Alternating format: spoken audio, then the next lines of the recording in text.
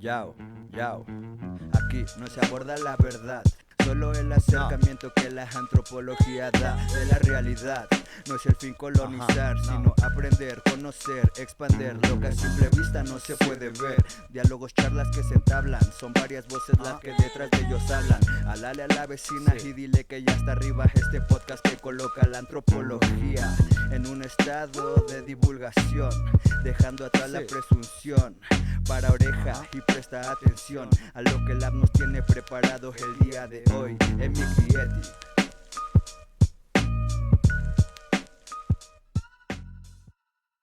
El trabajo sexual, no solo en las plataformas, sino en general, ha sido históricamente un trabajo feminizado.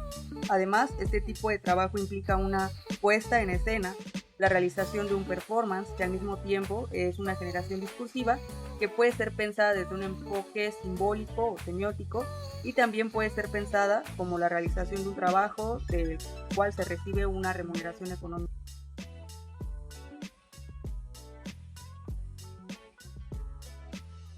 Hola, bienvenidos, bienvenidas y bienvenides a este podcast Emic y Etic, diálogos desde la antropología social.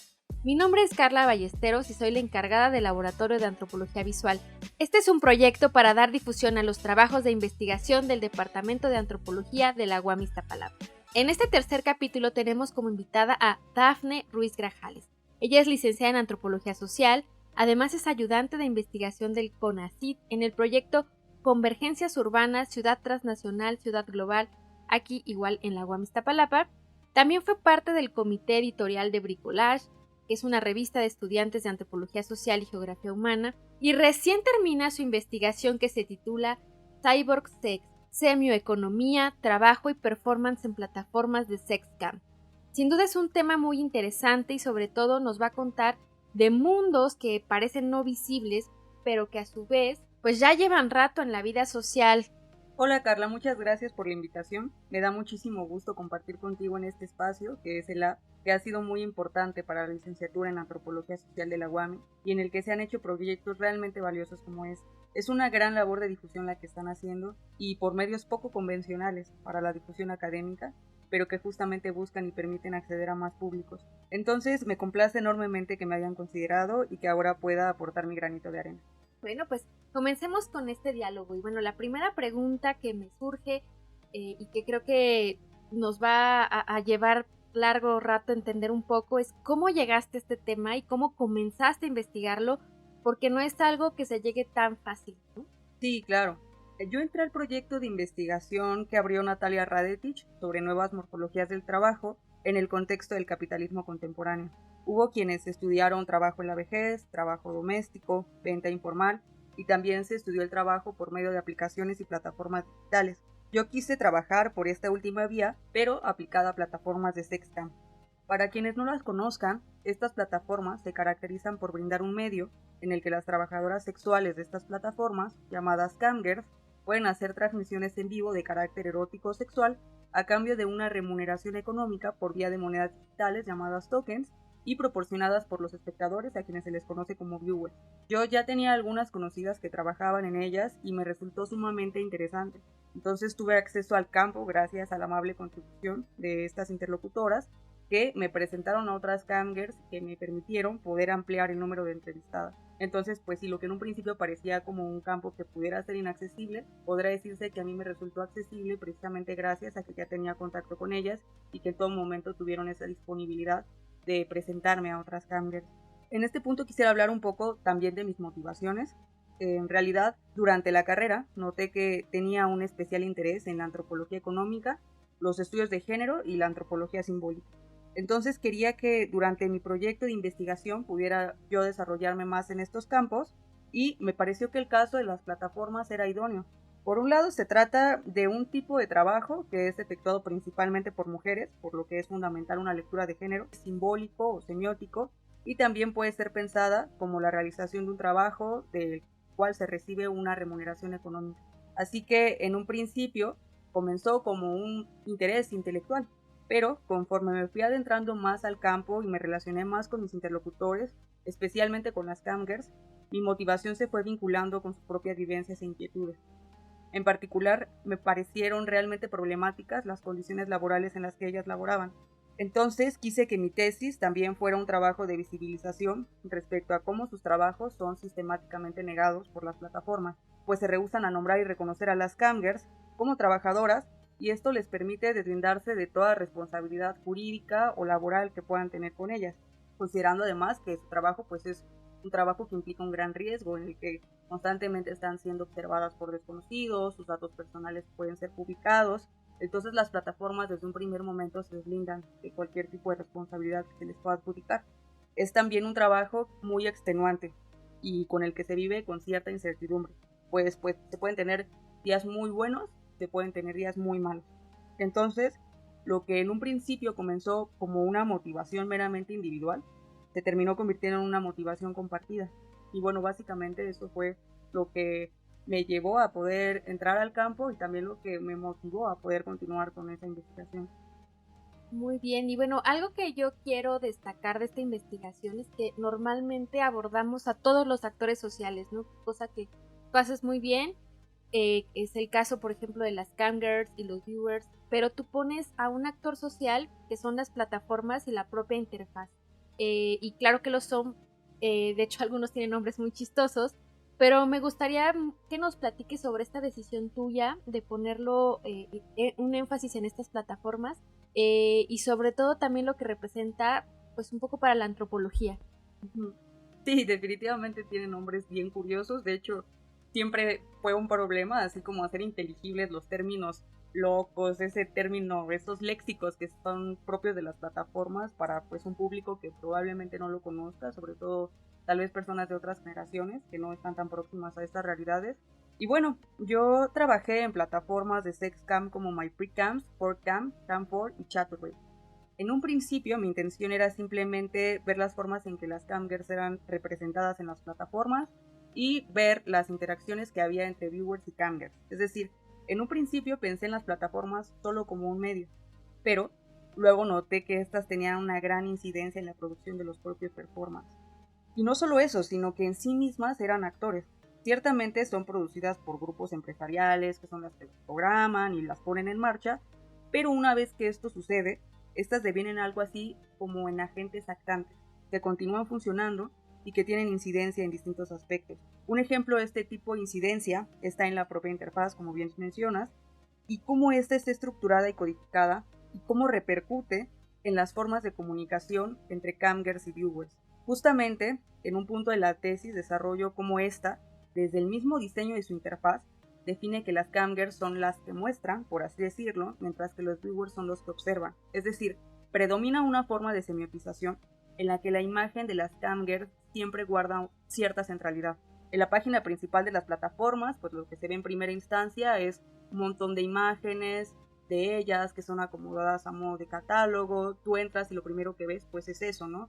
Y una vez que seleccionas alguna de ellas, te abre otra ventanilla que se le conoce como un room, y en su room pues también lo que tiene una mayor centralidad visual es la imagen de ellas. Entonces me parece que el propio diseño de interfaz incide en la percepción que las camgirls tienen de su trabajo y en la manera en la que ellos la realizan. Define que lo importante de su trabajo es cómo ella se ve, y si bien durante su performance puede hablar o escribir en la caja de chat que está posicionada a un lado de su imagen, su papel, digamos, como lo define la misma denominación camgirl, se cumple frente a la cámara. Y de forma inversa, el viewer es quien generalmente observa, él escribe generalmente en la caja de chat y es quien tiene la facultad de evaluar si el performance es de su agrado, y en todo caso él decide si remunerarlo o no. Me parece que en ello se juega una relación de poder entre distintos actores que es instaurada desde la misma forma en que la interfaz está diseñada. La pregunta que me parece que se desprende de lo anterior es cómo se diseñan y codifican las plataformas, bajo qué intereses y sobre todo, qué es lo que esta codificación produce. Esto puede incluso pensarse en términos de poder. Las plataformas en sí mismas están codificadas, pero también codifican acciones, codifican interacciones, tienen el potencial de producir ciertas respuestas conductuales, aun cuando evidentemente siempre existe un margen de agencia por parte de los usuarios. Sí se ve una clara tentativa de generar ese tipo de respuesta. Las plataformas como actores actúan o buscan actuar sobre los usuarios. Por ejemplo, en Instagram, el modo de semiotización es eminentemente visual. es el medio predilecto para el consumo de las imágenes. Me parece que esto incide en el tipo de interacciones que se suscitan entre los usuarios e incluso puede incidir en la conducta de quienes buscan producir contenido en esta red social porque se ven atenidos a que la imagen sea siempre lo central. Es diferente a un blog, por ejemplo, en el que el modo de semiotización es más escrito, ¿no? Puedes escribir tus ideas, tus reflexiones, tus pensamientos. En el caso de Instagram, si bien es posible que puedas hacerlo, es la imagen lo que guarda una mayor centralidad. En Instagram me parece que en esta medida se acentúa la cuestión de la belleza y el filtro embellecedor pues casi que es una norma para el influencer promedio, ¿no? Entonces, esto mismo lo traslado a mi reflexión sobre el diseño de interfaz en las plataformas, como arquitecturas digitales que se proponen conducir a los usuarios en la medida en que esto pueda aumentar su productividad, porque al final todo esto no es gratuito. Lo que está en el fondo de todo esto puede pensarse como un modo de gobernanza cuyo objetivo último es la generación de riqueza. Diría McLuhan que el medio es el mensaje. Yo lo que planteo es que las plataformas digitales son actores que actúan sobre los mensajes, sobre los usuarios, sobre las dinámicas de interacción, etc. Aunque claro que no son los únicos actores. Los usuarios también son actores y son actantes. Entonces, pues hay una relación, digamos, que se podría decir dialéctica y que es importante visibilizar sin llegar a invisibilizar dinámicas de poder o ejercicios de poder. Claro, sí, o sea, definitivamente la tecnología aquí no es crítica, sino más bien abona a estas relaciones de poder, ¿no? Uh-huh. Y bueno, de igual manera, toda esta información que obtuviste en tu trabajo de campo, que es muy, muy, muy amplia, bueno, pues también la mayor parte fue online, ¿no? Es decir, a través de internet, y pues en este sentido nos gustaría que nos contaras pues a qué retos te enfrentaste, desde éticos, de información, etcétera, y bueno, y cómo lograste sortearlos. Sí, mi objetivo en un principio era lograr el justo equilibrio entre etnografía online y offline, pero entonces la pandemia se atravesó, las medidas sanitarias fueron muy tajantes en torno a la cuestión de la sana distancia y fue más difícil poder establecer una comunicación presencial con mis interlocutores. Me parece que esta es una dimensión que, ya viéndolo en retrospectiva, es importante de la tesis. El hecho de que la etnografía, ante un contexto pandémico y de excepción, terminara profundizando y decir que también experimentando en torno a la práctica de investigación etnográfica online. La experiencia, por supuesto, tuvo sus altibajos y sus pros y sus contras. En principio me pareció muy cómodo que hacer etnografía online porque en ese momento yo estaba experimentando muchísima incertidumbre respecto a el acercamiento que quería establecer con los viewers, porque también trabajé con ellos. Mi principal inquietud era que mi propia situacionalidad como investigadora, siendo yo una mujer que vive en un contexto profundamente violento hacia las mujeres, terminara por jugarme en contra. La idea de citarme en algún lugar físico con los viewers para hablar sobre sus intimidades, sus hábitos sexuales, sus preferencias eróticas, francamente no me hacía sentir del todo cómodo. No sé qué tan justificado sea esto, pero quiero hablar por muchas cuando digo que he experimentado muchísimo acoso a lo largo de mi vida y uno aprende a vivir con cierta cautela. Entonces, hacer un campo con entrevistas de esta índole me angustiaba un poco y hacerlo digitalmente me permitió poder hacerlo sin tener que exponerme, con la seguridad de que, bueno, en el peor de los casos, siempre estaba el botón de bloqueo o podía terminar la videollamada en el momento y sin mayor problema. Ahí hacer ciberetnografía resultó ser una enorme ventaja y hasta una medida de seguridad para protegerme tanto del COVID como del acoso. Pero por otra parte me parece que hay evidentemente una serie de retos. Uno de ellos es que el campo nunca termine porque siempre está la posibilidad de que puedas acceder a las plataformas en la inmediatez de un clic. Creo que esto no lo supe sopesar bien, francamente. Mi campo se prolongó por 3 años, para ser más precisa, lo que es súper excesivo para una tesis de licenciatura. Y bueno, seguía accediendo a las plataformas y siempre encontraba más y más cosas. Me costó muchísimo parar. Otro reto tiene que ver con reconocer que, al menos en el caso de las plataformas digitales, es común que las interacciones tengan cierto halo de escenificación. Es decir, uno puede caer en cierta circularidad representacional de pensar que lo que está en la pantalla es lo que es. Un ejemplo muy concreto de esto es que durante sus performances, las camgirls actúan una especie de paroxismos sexuales, como un placer sexual absolutamente desbordado. Si yo me hubiera quedado solamente con eso, mis conclusiones en la tesis probablemente hubieran sido muy distintas, pero ya hablando con ellas, cara a cara, pude identificar, tanto por lo que ellas me decían como por esos pequeños atisbos de su lenguaje corporal, una mucha mayor complejidad. No solo era ese paroxismo sexual de una mujer que tiene un orgasmo y disfruta plenamente, sino que encontré otro tipo de emociones y pensamientos mucho más complejos. Algunas, hacer estos shows, efectivamente les despertaba un gran placer, otras simplemente estaban efectuando una actuación. Otras más experimentaban incluso sentimientos muy contradictorios, incluso podían sentirse incómodas durante sus performances y aún así tener que actuar como si nada estuviera pasando, porque al final esta puesta en escena implica que pues hay que actuar, digamos, el deseo y el placer sexual. Entonces, a lo que voy con todo esto es a que, por un lado, es importante no caer en la circularidad representacional y por otro lado, me parece que hay algunos atisbos en la comunicación que son muy importantes también en la investigación etnográfica que bien podrían llegar a perderse en la mediación digital.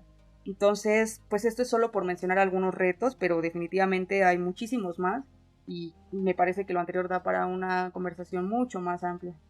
Claro, sí, sin duda sería muchísimo más amplio y tu tesis de verdad que es muy, muy rica en muchos sentidos, metodológica, teóricamente, pero también, bueno, una de estas apuestas teóricas o propuestas más bien teóricas que tú retomas es una de Baudrillard sobre el término semiomercancías. ¿Podrías ampliarnos sobre esto? Sí, claro. De hecho, esta fue la parte más retadora de escribir la tesis y en la que, sin embargo, sigo sin sentir que pude encontrar una resolución 100% satisfactoria. Y espero algún día poder lograrlo. Ciertamente pude ahorrármelo, pero no pude resistirme a entrar a esa discusión y aventarme muchos más meses de investigación y reflexión teórica. Hace un momento hablaba de la importancia de no caer en la circularidad representacional. Me pareció imperativo generar una distinción clara entre el cuerpo que trabaja y performance y por otro lado, la representación digital, porque evidentemente no son lo mismo, pero hay un riesgo de asumirlos como lo mismo. Y no son lo mismo en estos términos, sino en la medida en que supone la existencia de un cuerpo de trabajo, de un cuerpo cuya fuerza de trabajo produce de manera simultánea un performance, que es un servicio, y también una representación digital valorizable, o más específicamente una semiomercancía. Bien hubiera podido yo decir en la tesis que la camgirl hacía un performance y a través de este performance ella brindaba un servicio sexual y quedarme con eso y hubiera sido pues una respuesta válida, pero considero que algo más se juega en todo esto y es la generación de un tipo de mercancía que implica una serie de transformaciones. Se trata de un tipo de mercancía que se produce como resultado de una especie de traducción tecnológica. El performance de la camgirl es capturado audiovisualmente por una cámara y un micrófono a los que las plataformas, luego de que las camgirls dan su permiso, pueden acceder mediante pues, una computadora y un celular. Esta traducción tecnológica genera un producto audiovisual cuya composición no es tangible, sino sígnica, a diferencia de otro tipo de mercancías como una camisa cuyo lino puede sentirse o una silla cuya madera también es palpable. La semiomercancía digital es de pura composición semiótica. Evidentemente la computadora o el celular desde el cual pueden verse estas representaciones digitales tienen como base un hardware que es tangible, pero en realidad el tipo de mercancías que las camgirls producen están ahí en su room como flotando por el ciberespacio. Lo anterior implica una transformación radical de la concepción que se tiene de las mercancías. La elaboración que Marx hizo de las mercancías sigue siendo a mi modo de ver la más precisa, incluso hoy en día. Sin embargo, dado que la elabora en el siglo XIX, no puede dar cuenta de las transformaciones tecnológicas que vivimos en el presente. Es por eso que me apoyé, aunque con algunos desacuerdos, en Jean Baudrillard, porque para estudiar este tipo de mercancías es importante considerar la dimensión sígnica que hay en ellas, y esto él lo hace en un libro titulado La economía política del signo. Así que de la mano de estos dos autores generé mi propia elaboración, cuyos matices no quisiera reconstruir por completo en este podcast, básicamente para no aburrir y para no extenderme demasiado, pero voy a resumirlos de la siguiente manera. En principio, y como ya planteaba, las semiomercancías digitales son intangibles. Son mercancías cuya composición es sígnica. Esta composición sígnica implica el funcionamiento de un software cuya materia sígnica son los datos. Si la semiomercancía está hecha de algo, es de datos. Los datos son el compuesto sígnico que las construye. En segundo lugar, pese a que su composición es sígnica, Me rehúso a definirlas como inmateriales porque ya hay elaboraciones que permiten pensar el trabajo inmaterial y podría pensarse que también hay mercancías inmateriales. Pero me rehúso a definirlas como tal porque son el resultado del trabajo de las camgirls, un trabajo que efectúan con su cuerpo. Es decir, estas semiomercancías forman parte de un fenómeno fundamentalmente material. Todo trabajo es material, todo fenómeno, por muy digital que sea, es también material. Acá la cuestión es que este tipo de mercancías, pese a ser visual y auditivamente perceptibles, no son tangibles. Intangibilidad no es lo mismo que inmaterialidad. En tercer lugar, poseen por un lado un valor de cambio que podemos definir como semiótico y por otro lado un valor de cambio que podemos definir como económico. Acá pues es un claro guiño a la elaboración de los valores de uso y los valores de cambio. Ninguno de estos dos valores, ni el valor de cambio semiótico ni el valor de cambio económico, está claramente definido. Por un lado, el valor de cambio semiótico puede transformarse en el paso de lo que la camgirl produce y lo que el viewer consume. Del mismo modo en que yo puedo decir hola como un saludo, puedes interpretar una ola pensando en una ola de mar, la camgirl o cualquier otro productor digital puede producir una semiomercancía con ciertos valores técnicos agregados y los consumidores pueden percibir otros valores técnicos al ellos tener una interpretación divergente. Cabe recalcar que el valor de cambio sígnico no es lo mismo que la composición química de la mercancía. Digamos, la mercancía está datificada, en tanto es producto de la operatividad de un software que está funcionando, y esto responde a un fenómeno de comunicación que es distinto a la composición datificada de la mercancía. Digamos, poniendo un ejemplo, y llevando de nuevo al ejemplo de la camisa de lino, la composición sígnica o datificada de la semiomercancía es equivalente al lino que compone la camisa. Los datos o el lino son, digamos, las materias primas que componen esta semiomercancía, pero el valor de cambio sígnico es otra cosa, es producto de la interacción. Por ejemplo, yo le puedo adjudicar a esa camisa de lino que va a ser utilizada por un oficinista, finalmente va a ser utilizada como un disfraz para los consumidores.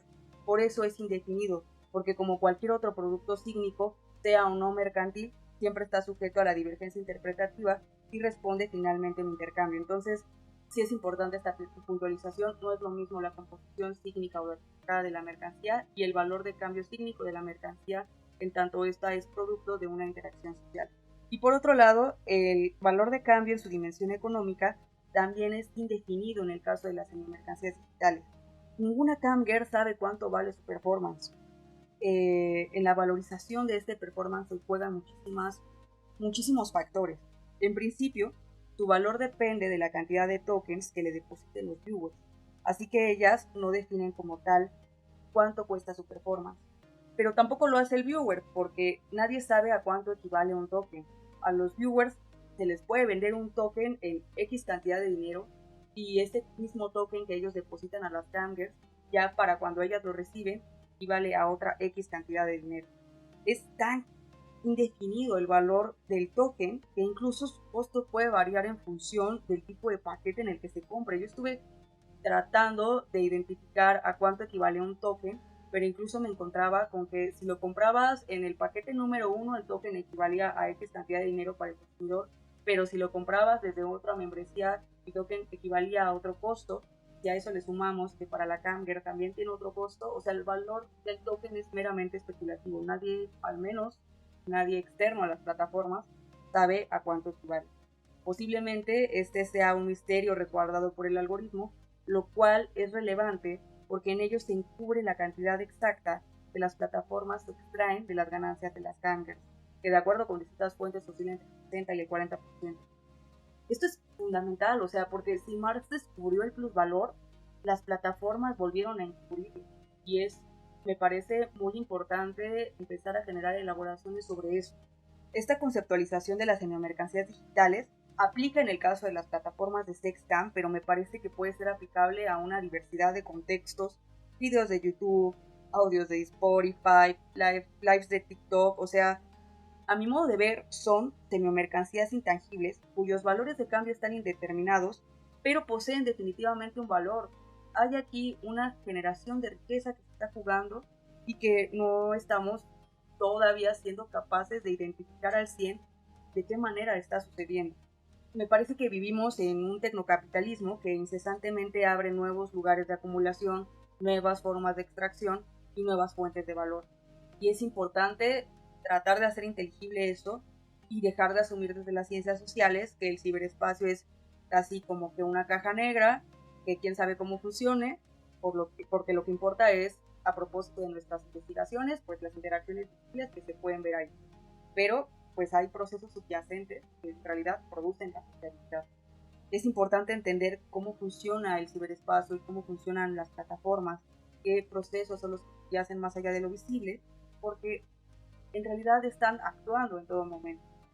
Ok, bueno, pues otro tema central es sin duda el cuerpo, ¿no? Especialmente el de la mujer, aunque bueno, como leí en tu investigación, no todas son mujeres las que utilizan las plataformas, ni tampoco los usuarios o los viewers son hombres, pero de cierta manera está mucho más feminizado, como bien lo decías anteriormente. Y ante esto, bueno, pues tienes una postura que me parece muy pertinente y me gustaría, bueno, pues que nos ayudaras a comprenderla más, que nos expliques un poco más.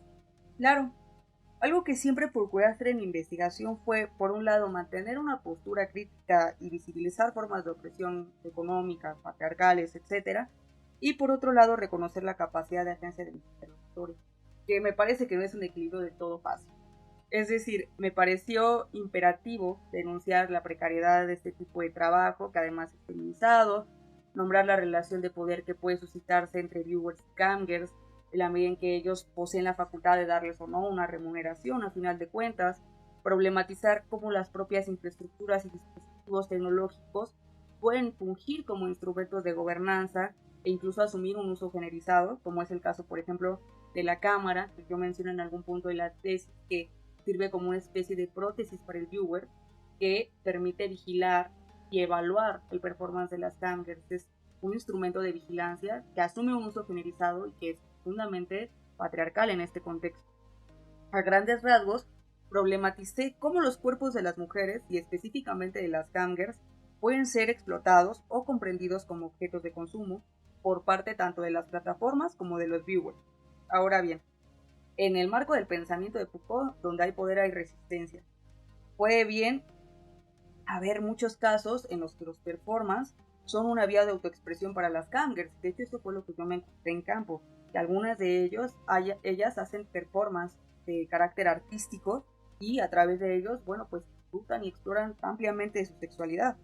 El mismo hecho de nombrar esto como una forma de trabajo, porque ahí había distintas formas de conceptualizarlo, partió de mi reconocimiento de que las camgers, al menos las camgers por las que yo trabajé, no estaban siendo obligadas y sobre todo no se concebían a sí mismas como víctimas, que muchas de ellas eran conscientes de algunos aspectos problemáticos de las plataformas e incluso ideaban mecanismos para subvertirlos.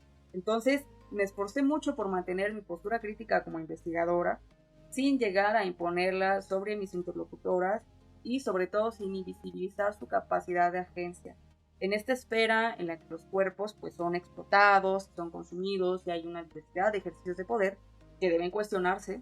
Hay también muchas formas de resistencia que amerita también reconocerse.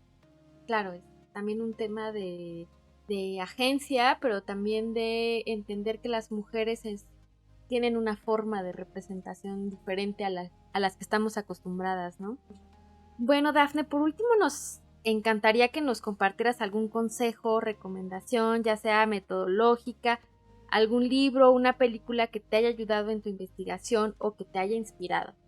Pues en realidad tuve demasiadas inspiraciones, así que solamente me quedaría con un consejo, y es que pues me parece que hay que pensar el proceso de investigación como un proceso creativo.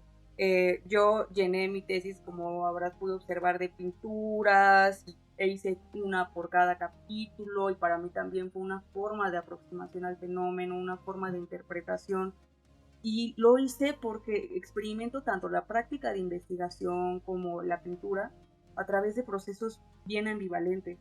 Me parece que en la investigación hay que entregarse al gran placer que es observar y contemplar, o sea, estás haciendo un ejercicio de contemplación.